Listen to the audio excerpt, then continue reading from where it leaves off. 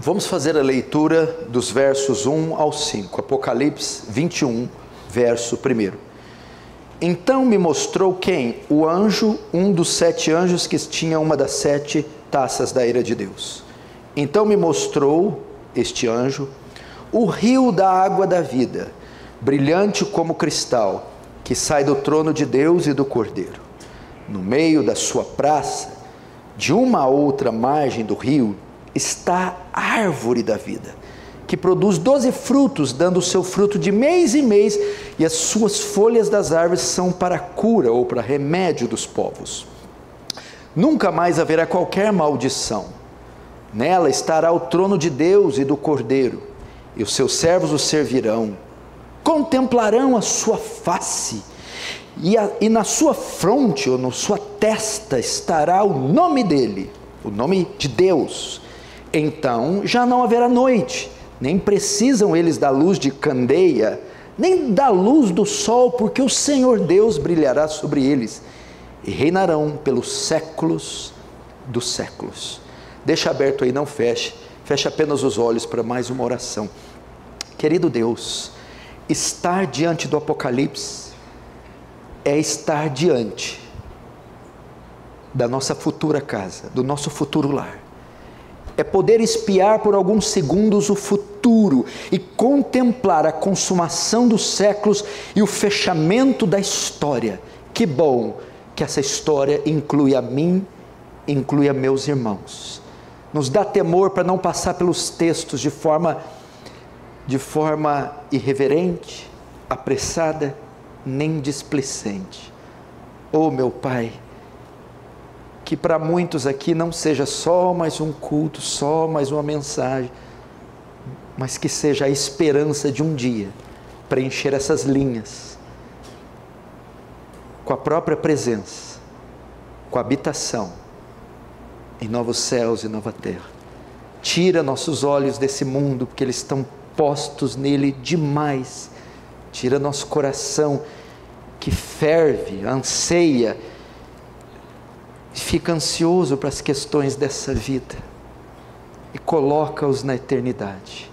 Como Jonathan Edwards disse, grava a eternidade nos meus olhos, Deus. Grava a eternidade nos olhos dos meus irmãos. Que o teu reino avance, que o Senhor receba glória para si e nos conforme a imagem do seu Filho, em nome de Jesus. Amém.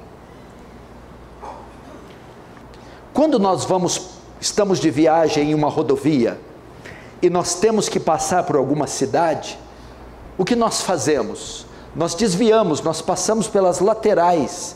Nós não queremos entrar na cidade porque ela está cheia de engarrafamento, de trânsito, de barulho, de confusão, e nós evitamos passar pelo meio. Mas no caso dessa cidade, o centro dela, o meio dela, não deve ser evitado, porque é uma cidade gloriosa que precisa ser conhecida por dentro. Os primeiros 5 versículos então deste capítulo 22, são parte da sessão anterior, do capítulo 21, que ele está tratando da Nova Jerusalém. Então esses versículos do 1 a 5 pertencem àquilo que foi apresentado no capítulo anterior. É a consumação do capítulo anterior.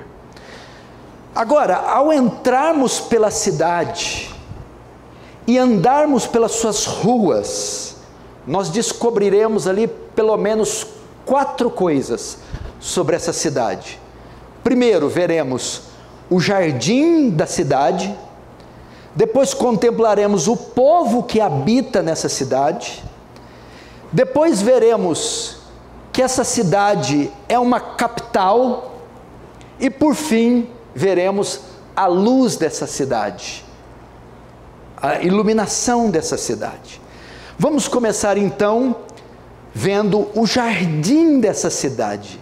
Essa cidade tanto é, como ela tem um lindo jardim. Apocalipse 22, verso 1.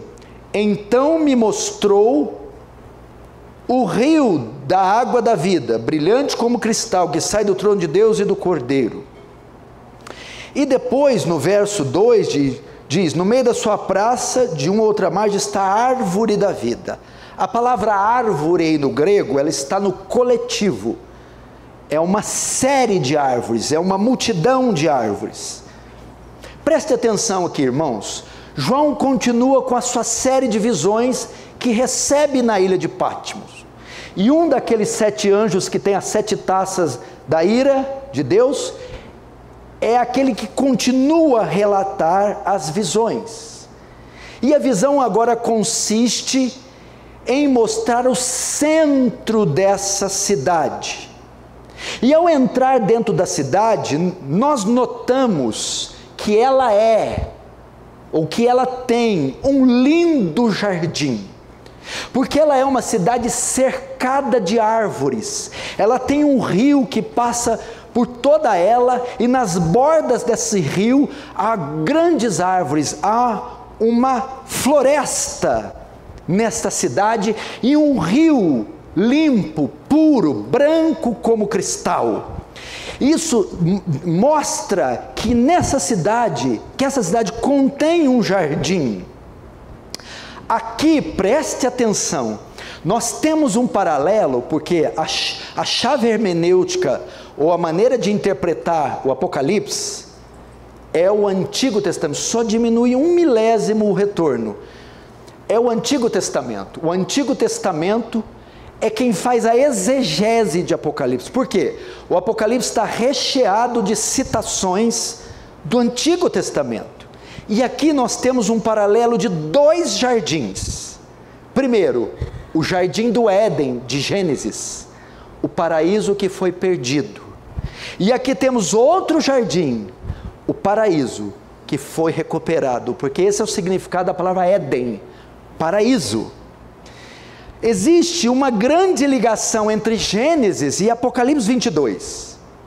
Lá em Gênesis, o jardim, ou o paraíso, foi perdido com a queda de Adão. E aqui em Apocalipse 22, este jardim, este paraíso é restaurado. Em Gênesis, o homem foi banido do jardim. Em Apocalipse, o homem é trazido de volta para o jardim. Em Gênesis, o homem foi impedido de comer da árvore que estava no jardim. Aqui, ela é chamado para se alimentar, não só de uma árvore, mas de várias árvores. Agora notem outro paralelo incrível. O primeiro jardim é tratado no primeiro capítulo de Gênesis, onde ocorre a queda e onde ela é perdido. O segundo jardim é tratado no último capítulo da Bíblia, Apocalipse 22. No primeiro capítulo, o jardim é perdido, e Deus deixa para o último capítulo da história, da Bíblia, a restauração do jardim. Nós temos um novo jardim. No primeiro capítulo, o paraíso é perdido. No último capítulo, o paraíso é novamente restaurado. Deus está aqui em Apocalipse 22, refazendo o Éden, restaurando aquilo que Adão perdeu e que o pecado destruiu. Entretanto, preste atenção, aqui em Apocalipse 22, não é apenas um retorno a Gênesis 2, mas é um avanço. Novos céus e nova terra não é a repetição exata de Gênesis. O que eu estou querendo dizer isso? Que nós, os redimidos, gozaremos de glória muito maior do que de Adão, antes da queda. Por isso o tema da minha mensagem é o paraíso perdido, o paraíso que foi achado. Presta atenção, os verdadeiros crentes não estão simplesmente retornando ao Éden quando entrarem no céu, um paraíso terrestre, mas eles estão indo para algo muito melhor, de modo que Gênesis 22 é melhor e muito superior do que Gênesis. E Paulo vai mostrar isso claramente num texto fantástico de 1 Coríntios. Eu vou ler 1 Coríntios 15, do verso 45 ao 49. Escute. Pois assim está escrito: o primeiro homem, Adão, foi feito alma vivente. O último Adão, porém, é espírito vivificante. Mas não é o primeiro o espiritual, e sim o natural, depois o espiritual. O primeiro homem formado da terra é terreno, o segundo homem é do céu. Como foi o primeiro homem, o terreno, tais também são os demais homens terrenos. E como é o homem celestial, tais também os celestiais. E assim como trouxemos a imagem do que é terreno, devemos trazer também a imagem do que é celestial. Presta atenção. O Éden era apenas uma sombra. Olha, eu estou falando do Éden. O homem antes da queda. Veja como era o universo, criado com exímia perfeição, antes da queda. Entretanto, mesmo o Éden, antes da queda, onde o homem gozava da comunhão com Deus, não havia pecado, morte, tristeza, enfermidade. Entretanto, aquele Éden era apenas uma sombra, um tipo deste jardim que João está mostrando, que é infinitamente melhor. Nesse paraíso tudo é maior, tudo é melhor, tudo é mais belo e mais seguro do que o primeiro paraíso. No Éden havia apenas uma árvore solitária. No novo paraíso há uma floresta de árvores. Por onde você anda nessa cidade, você tem acesso. Veja, só havia uma árvore. A árvore da vida era simbolizada apenas em uma árvore. E a outra árvore do conhecimento do bem e do mal, que era proibido o acesso. Agora aqui, há árvores para todos os lados. E não há restrição de acesso a nenhum delas. Você não está entendendo, né? Claro que você não está. Agora você vai entender. O que isso significa, irmão Lucas? É que aqui neste Éden, por que ele é superior, melhor? Uma vez que tem árvore para todo lugar e não há mais restrição, João está dizendo, no novo Éden não há possibilidade de queda, não há possibilidade de pecar, não há possibilidade de falhar, no novo céu e na nova terra.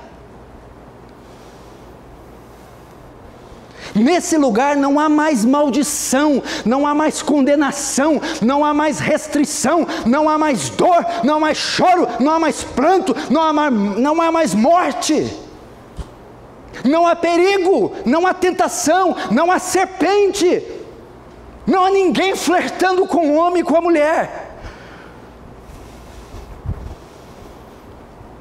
Queridos irmãos, quando nos convertemos, não estamos apenas voltando para o estado original de Adão. Após a regeneração, nós temos um avanço, e nós estamos numa situação muito melhor. Por quê? Porque agora estamos vestidos com a justiça de Cristo imputada, e é uma justiça que não pode falhar. Não tem possibilidade de haver queda. Por isso, o homem antes da queda, o homem depois da queda, regenerado, redimido, ele é maior do que o homem antes da queda. Por isso, não há possibilidade dos redimidos se perderem ou caírem, porque estão vestidos da justiça imputada, perfeita, que não pode falhar. Paulo diz que nós estamos assentados com Cristo nos lugares celestiais. Paulo diz em Romanos que nada poderá nos separar do amor de Deus que está em Cristo. E isso aonde? Novos céus e nova terra.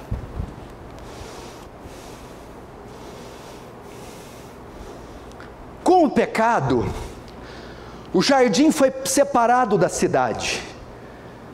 O homem, que é um tipo dessa cidade, foi lançado fora do Éden, fora do paraíso. Mas com Cristo, o jardim e a cidade se unem novamente. No Éden, o homem foi expulso pelo pecado, mas aqui nesse jardim, eles nunca mais serão expulsos de lá. Os que lá se encontrarem, jamais serão expulsos como Adão foi expulso. O verso 3 diz que nunca mais haverá qualquer maldição lá. Com a desobediência de Adão veio a queda, e com a queda a maldição. E a maldição trouxe dor, tristeza, angústia, enfermidades e doenças. Mas aqui em Novo Céu e Nova Terra não haverá maldição, e tudo que ela traz com ela acabou. Não há mais maldição. Está aqui no verso 3. Lembra? Maldita é a terra por sua causa, maldita és tu entre os animais do campo. Mulher, com dores darás à luz aos teus filhos, do suor do teu rosto comerás. Não há maldição em novos céus e nova terra, e nem toda dor que ela traz. O texto diz também no verso 1, que há o rio. João então me mostrou o rio da água da vida, brilhante como cristal. No Éden, o jardim era regado por 4 rios. Qual criança sabe o nome dos 4 rios? Quais os 4 rios, Augusto? Tigre, Eufrates,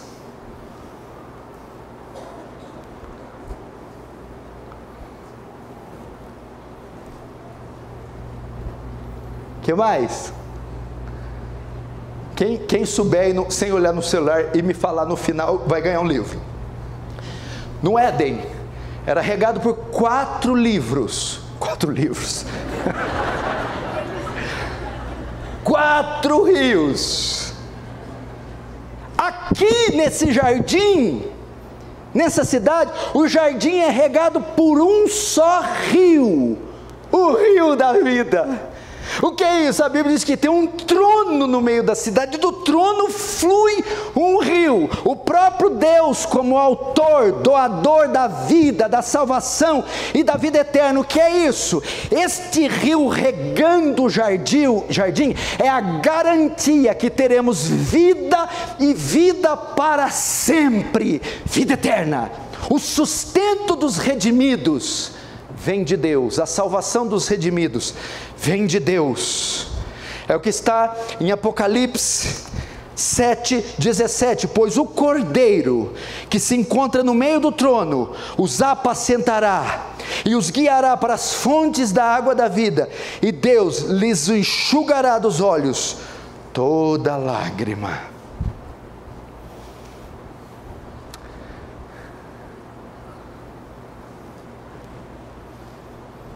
Você vai ficar de fora? Tanta gente querendo morar em condomínio. Queria tanto morar na Morada do Verde, na Vila Hípica, em Alphaville, em São Paulo. Queria tanto ter meu nome na calçada da fama, na Broadway. Eu não. Quero morar nesse condomínio aqui. Esse condomínio. Então, primeiro, vimos o jardim da cidade. Agora vamos ver o povo dessa cidade. É uma cidade cosmopolis, cosmopolita. Vejamos o verso 2. No meio de sua praça, de uma outra margem do rio, está a árvore da vida, que produz 12 frutos, dando o seu fruto de mês em mês. E as folhas da árvore são para a cura dos povos. O texto diz que as folhas servem de cura para os povos, ou para as nações, no plural. O que isso quer dizer? Que é uma cidade cosmopolita, que é cosmopolis? Polis, cidade. Cosmo, mundo. Cidades do mundo inteiro. É uma cidade que tem pessoas de todas as culturas, de todas as nações, oriundas de todos os povos. É o que está em Apocalipse 21, verso 23 e 26. Escute: a cidade não precisa nem do sol nem da lua para lhe darem claridade, pois a glória de Deus a iluminou, e o Cordeiro é a sua lâmpada. Verso 24: as nações andarão mediante a sua luz. Agora o verso 26: e lhe trarão a glória e a honra das nações. O que é isso aqui, gente? Presta atenção. João está dizendo que no céu não haverá só um grupo de pessoas. Preste atenção. Só entra redimidos no céu, lavados, regenerados. Mas não é só uma categoria de lavados e redimidos. Como assim? Eu não estou entendendo. João está mostrando que não haverá barreiras raciais no céu, não haverá o apartheid da África no céu, não haverá segregação racial nos céus, não haverá superioridade cultural nos céus, não haverá rivalidades nacionais nos céus, não haverá disputas territoriais entre Hamas e Israel nos céus. Tudo que separa o homem culturalmente, socialmente, etnicamente, será eliminado dos céus. Deus é um Deus de unidade.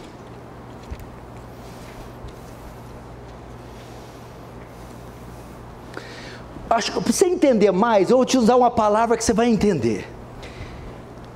Deus, Ele ama a diversidade no meio da unidade. Você não entendeu ainda, mas você vai entender. Eduardo, não vai haver clones no céu. 10 milhões de Eduardo, tudo igualzinho, tudo crente igualzinho. Não é clones.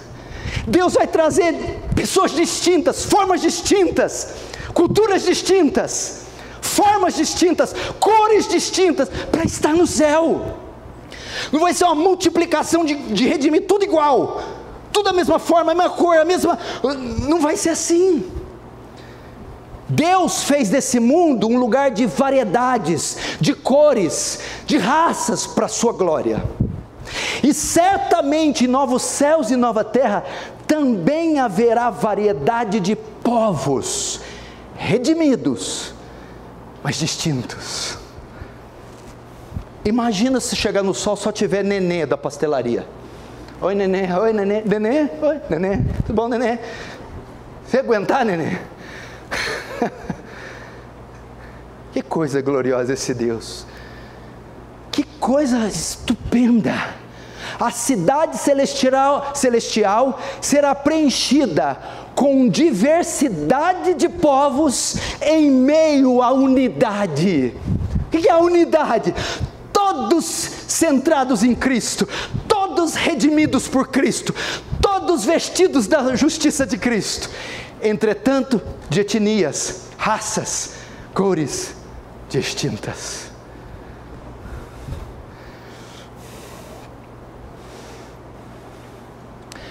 Isso também mostra não só a distinção da cidade, mas o tamanho da cidade. Com esse texto, João está dizendo, ou seja, Cristo está dizendo: minha igreja não será um vilarejo pequeno, limitado, escondido, mas uma cidade grande, populosa, cheia dos mais distintos e diversos povos. É o que está em Isaías 56, verso 3, ouça isso: não fale o estrangeiro que se houver chegado ao Senhor, dizendo: o Senhor vai me expulsar do seu povo, nem tampouco diga o eunuco: eis que eu sou uma árvore seca, Porque assim diz o Senhor aos eunucos que guardam meus sábados: escolhe aquilo que me agrada e abraça a minha aliança. Darei na minha casa e dentro dos meus muros um memorial, em um nome melhor do que filhos e filhas. Um nome eterno darei a cada um deles, que nunca se apagará. Aos estrangeiros que se chegam ao Senhor, também os levarei ao meu santo monte e os alegrarei na minha casa de oração. Os seus holocaustos, seus sacrifícios serão aceitos no meu altar, porque a minha casa será chamada casa de oração para todos os povos. Verso 8: assim diz o Senhor Deus, que congrega os dispersos de Israel: ainda congregarei outros aos que já se acham reunidos. Não haverá barreiras étnicas no céu. Chega dessa coisa, né? Chega dessa coisa. Terceiro, essa cidade também é uma capital. Que capital? Brasília é o Distrito Federal. Rio de Janeiro é a capital do que é a capital? Rio de Janeiro, Humberto? Não fala não. É obsceno falar. Franca, capital do sapato. Apucarana, capital do boné. O que mais? Essa cidade é a capital de Deus. Verso 3: nunca mais haverá qualquer maldição. Nela, nessa cidade, estará o trono de Deus e do Cordeiro. Os seus servos o servirão. Veja só. Agora João está vendo, focando exclusivamente o centro da cidade. Não é o centro downtown, é o lugar de vendas, centro comercial, é o centro central mesmo. No centro da cidade nos é dito que está o trono de Deus e do Cordeiro. É o que o João está vendo. O que tem destaque dessa cidade é o trono. Ele está no centro. Trono de Deus e do Cordeiro. Que remete e reporta para quê? No centro da cidade está posto a sede do governo de Deus. Ela é a capital de Deus. E aqui nós temos uma mistura da grandeza de Deus, pois o trono é de Deus, com a gentileza de Deus. O trono também é do Cordeiro. A grandeza, porque o trono é ocupado por Deus, soberano, supremo, magnífico, eterno, absoluto, mas também ocupa o Cordeiro. A palavra Cordeiro aqui no grego é usada de forma diminutiva. Então a ideia é que no trono estava sentado Deus e o Cordeirinho. A palavra que é usada é Cordeirinho. A ideia é o quê?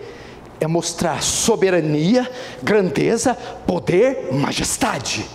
Deus. Mas quando ele usa o termo Cordeirinho, a ideia é que nesse trono, nessa cidade, vai haver acessibilidade. Apesar de ser majestoso, glorioso, soberano, vai haver acesso. Presta atenção. Quando chegamos ao centro da cidade, o que vemos? Vemos o trono de Deus. Mas não podemos ver esse trono, não podemos ver aquele que está sentado no trono, não podemos nos aproximar do trono, se não for através do Cordeiro, que também está no trono. É o Cordeiro que dá acesso à cidade. Apesar dela, a cidade é majestosa, gloriosa, soberana. O trono é ocupado por aquele que é 3 vezes santo, soberano, glorioso.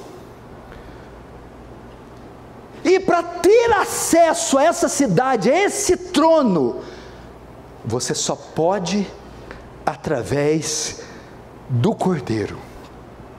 Sem Cristo você não pode entrar nessa cidade. Sem Cristo você não pode ir até o centro da cidade. E sem Cristo você não pode, nem tampouco, ver o trono. Acessibilidade é a misericórdia de Deus. É a maneira de chegarmos a Deus, sem sermos consumidos. É a maneira de termos acesso a Deus, sem sermos consumidos. É através do Cordeiro, Cristo Jesus.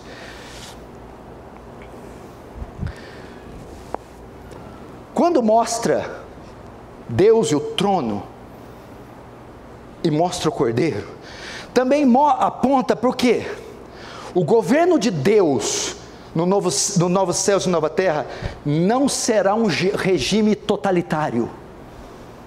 Sim, Deus exerce um governo absolutamente soberano, mas através de Cristo tornou esse governo, esse trono, esse reino, essa cidade acessível ao seu povo. É o que está aqui, no verso 4. Contemplarão a sua face. Vou tratar isso mais para frente. Como é que é isso? Contemplarão sua face. O trono. Isso é só possível porque quem está sentado no trono é Deus e o Cordeiro. Grandeza, glória, fulgor, misericórdia, bondade. É assim que vamos chegar. Quarto, estamos terminando. Essa é uma cidade também iluminada. Ela tem um jardim, vimos o povo, vimos que ela é a capital de Deus, e agora vamos ver a luz dessa cidade. Ela é iluminada. Verso 4: contemplarão sua face, e na sua fronte está o nome dele. Então já não haverá noite, nem precisam eles de luz de candeia, nem da luz do sol, porque o Senhor Deus brilhará sobre eles, e reinarão pelos séculos dos séculos. O que João está fazendo aqui? João está repetindo as palavras do capítulo anterior, do capítulo 21, verso 23 e 24. Eu vou ler Apocalipse 21, 23 e 24. A cidade não precisa nem do sol, nem da lua para lhe darem claridade, pois a glória de Deus a iluminou, e o Cordeiro é a sua lâmpada. As nações andarão mediante a sua luz, e os reis da terra lhe trazem a sua glória. Presta atenção. Outra comparação.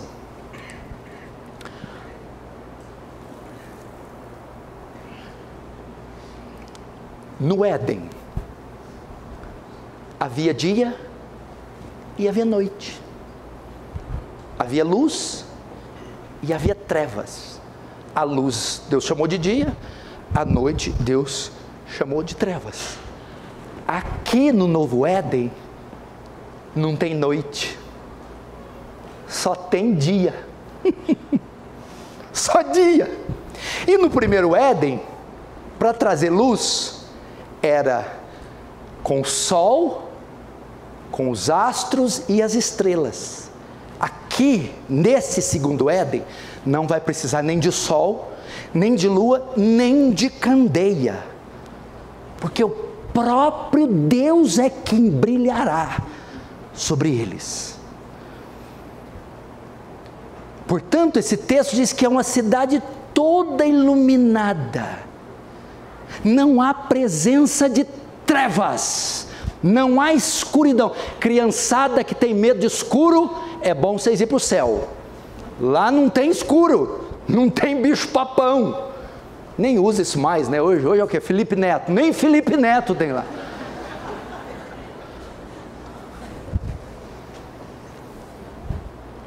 Não tem. Agora, para traduzir isso aqui, eu tive que usar Spurgeon. Spurgeon disse que esse termo luz aqui transmite uma tripla mensagem para nós. Primeiro, o que quer dizer a cidade iluminada, tem luz o dia inteiro? É Deus em que brilha nela o dia inteiro. Sabemos que isso aqui são símbolos. Primeiro, luz aqui para Spurgeon é a causa de alegria. Essa cidade é uma cidade alegre. Luz na Bíblia muitas vezes é símbolo de alegria. João está mostrando aqui que lá no céu, Cristo será a nossa alegria, pois ela é a luz dos homens. Cristo é a alegria dos homens. Os cristãos estarão no céu alegres, porque eles festejarão a presença de Cristo, porque verão o rosto de Cristo, e se alegrarão por Cristo, por causa da salvação que Ele concedeu. Portanto, a luz é para mostrar que o céu é um lugar de pleno gozo e alegria. Segundo, Spurgeon diz também que a luz não é só causa de alegria, mas é a causa da beleza. Porque já veja só, imagine se eu for visitar, vamos ver uma casa bonita aqui. Quem tem casa bonita? Não é difícil, né? Casa bonita. Quem tem um barraquinho bonito aí?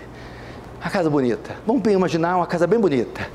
Se eu chegar lá, as luzes estiver tudo apagada, você não vê beleza. Não tem como.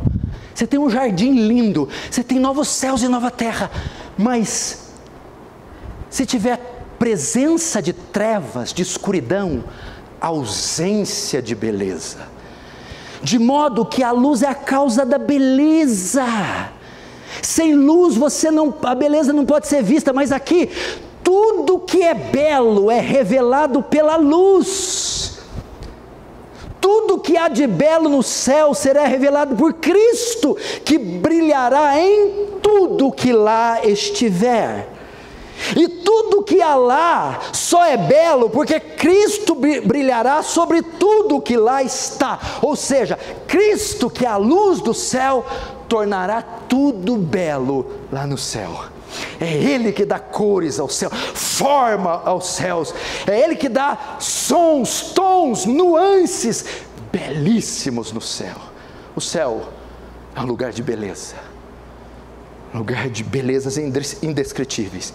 E terceiro, a luz é a causa do conhecimento. Do conhecimento. A luz não só é a causa da alegria e da beleza, mas também do conhecimento. Veja só, olhe para cá. Escuridão significa também ignorância, falta de conhecimento. No céu, entretanto, todo conhecimento estará disponível através da luz que brilhará, a qual é Ele mesmo, Deus mesmo. Para você entender isso, eu vou usar 2 Coríntios 4:6. Porque Deus que disse, das trevas resplandecerá a luz, Ele mesmo resplandeceu em nosso coração, para a iluminação do conhecimento da glória de Deus, na face de Cristo. O que é isso? Luz é conhecimento, porque escuridão é ignorância. Se luz é Cristo, obteremos conhecimento pleno de Cristo, nos céus. Eu não sei se vocês sabem, na noite de ontem, faleceu a irmã Taninha, a mãe do Fernando Pedreiro. Ela faleceu há mais ou menos 24 horas, crente no Senhor. Eu e você, nós estamos há 30 anos estudando sobre Cristo.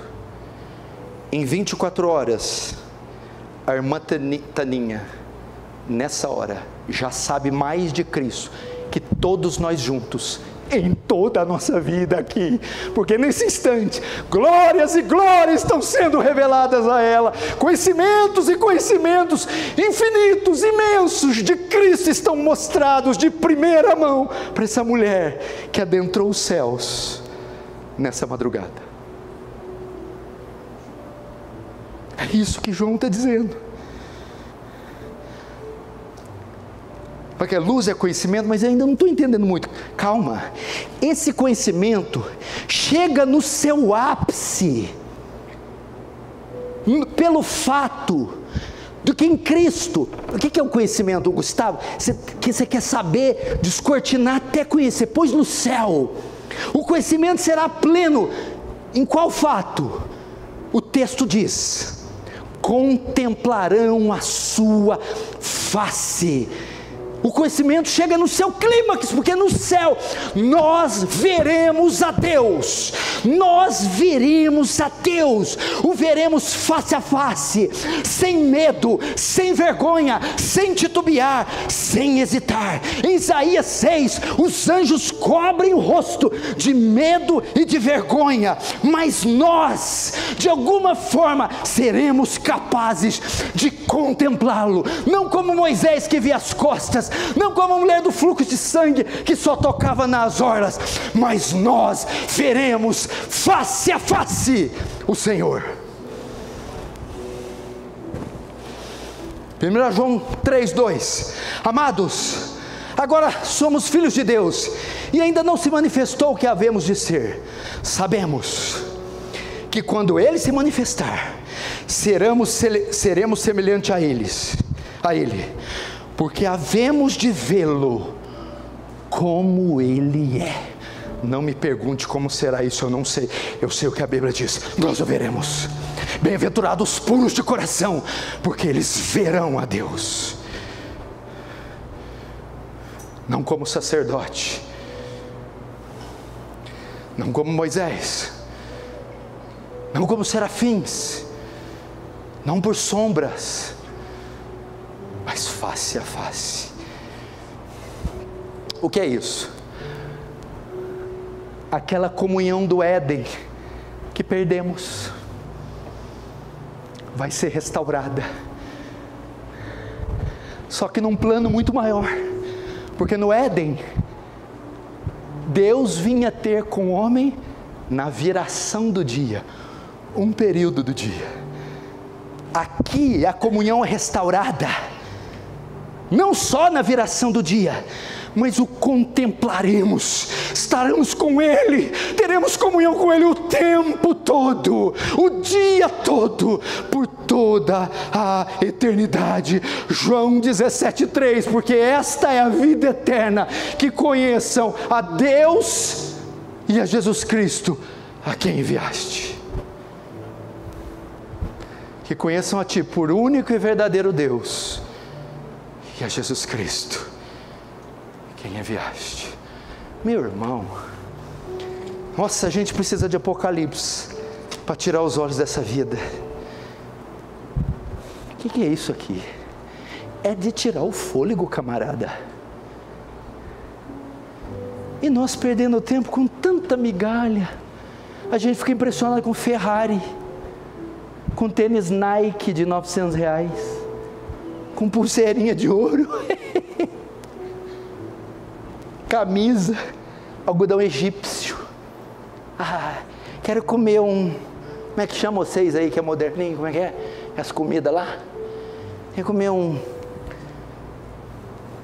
caviar.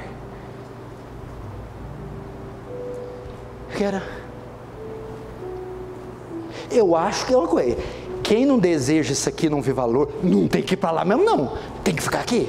Você fica aqui? Vai não. Quem não deseja o céu, para o céu não irá, porque do céu não é. Quem não deseja o céu, do céu não pertence, e para o céu não irá.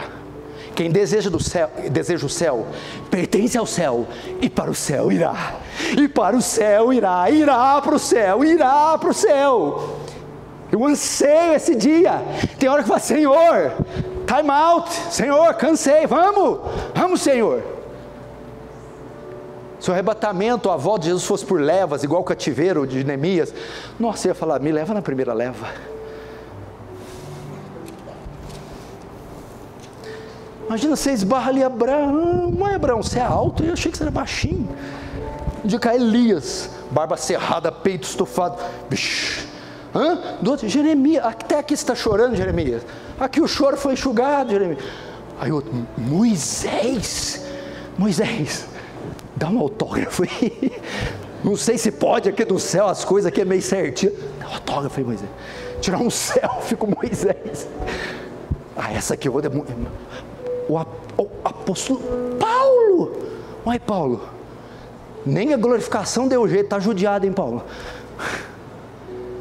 Mas lá na esquina, todo mundo para. Quem é aquele? O Cordeiro. coroai com muitas coroas os 24 anciões, os 4 seres viventes, prostrando, adorando o Cordeiro. Digno é, porque compraste povos, tribos e línguas, e fizeste deles reino e sacerdote. Meu Deus do céu, imagina, meu Deus do céu. Fim.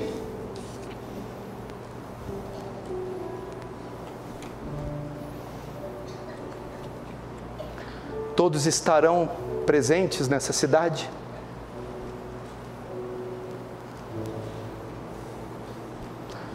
Ficarão alguns de fora da cidade? Existe ainda alguns que estão de fora? E como eu faço para entrar na cidade? Como eu disse no antepenúltimo tópico, você só entra na cidade através do Cordeiro. Só Ele tem a senha, só Ele pode te pôr lá dentro, só o Cordeiro. A fé no Cordeiro, a conversão ao Cordeiro, só através dele. Não há nenhum outro nome dado debaixo dos céus ao qual importa que sejamos salvos, senão Cristo, o Cordeiro. E eu te imploro com todo o meu ser, ainda há vagas para essa cidade, não foram todas preenchidas, e o Cordeiro hoje, essa noite, veio buscar mais 1, 2, 3, 4 dos moradores dessa cidade. Quem sabe 5, 6, quem sabe 100 ou 1000. O Cordeiro te chama. Por enquanto as portas da cidade ainda estão abertas. Não rejeita o convite.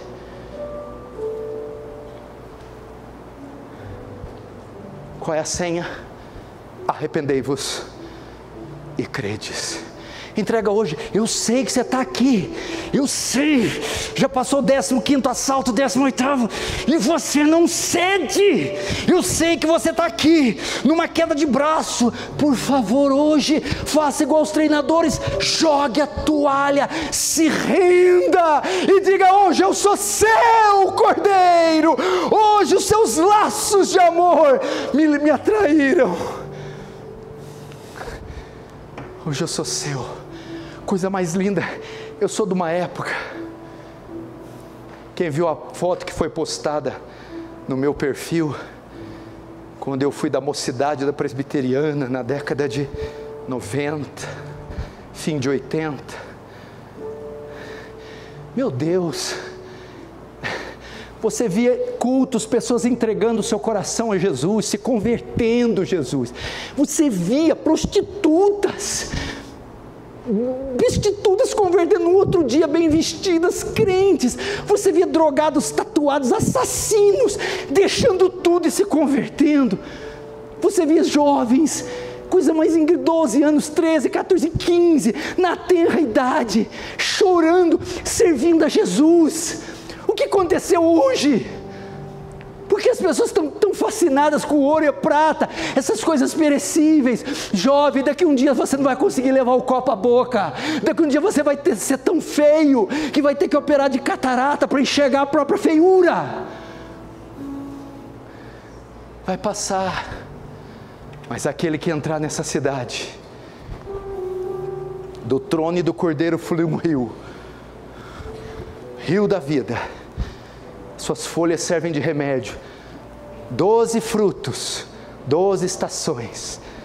O Cordeiro que está no trono apacentará. Venha, Cristo te chama, venha. Venha, jovem, venha, irmão, venha, irmã, venha, idoso, venha. Você não vai se arrepender, jamais. Venha. Feche os olhos, curva a sua cabeça, vamos orar.